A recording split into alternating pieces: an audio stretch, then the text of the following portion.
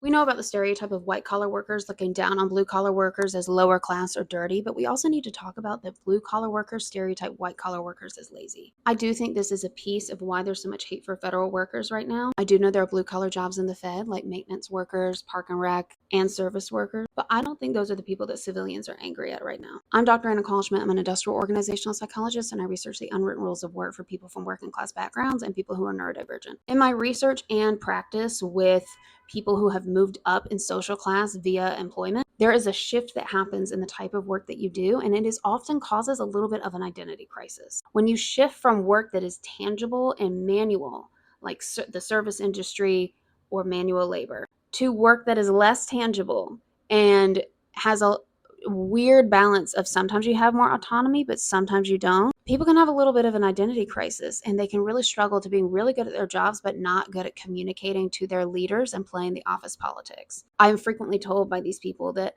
I love my job. I wish I could just do it without all the corporate games. And switching between these and having to do the corporate games is a lot of emotional labor, and it is exhausting. But a lot of these people struggle with admitting that it's exhausting and doing what they need to do to learn it because they grew up watching their parents do sometimes literally backbreaking work. And so when you watched your father lay tile or your mother lift 300-pound patients or vice versa, maybe you had like a gender swap family, good for you. You can feel tremendous guilt and be like, okay, maybe me having to code switch all day and being around other people isn't so hard.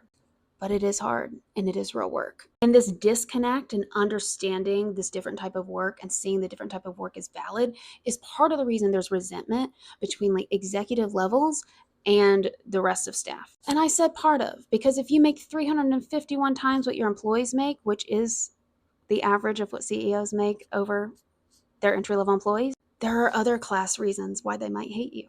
But that's another video. But the cultural part of it is that there is tension when people don't know how to translate to each other the different parts of the organization, the different parts of their job that they are responsible for, and communicating to each other when it matters. For example, I worked for an organization where one of the leaders used to call the entry-level analysts the guardians of the data.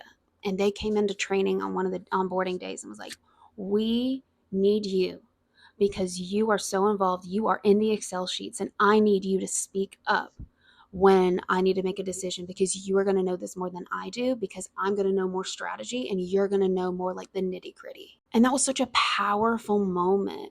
And it was a really great organization. It's one of my favorite that I've worked for. And they were encouraging respectful psychological safety of I need you to speak up. I need you to know your numbers. I need you to do your job well. And it informs mine. And this is how it informs mine. And that cross-class communication is important. This is what I call cross-class cultural agility. And it's my area of expertise. Let me know if you'd like to know more about the shift from blue collar to white collar.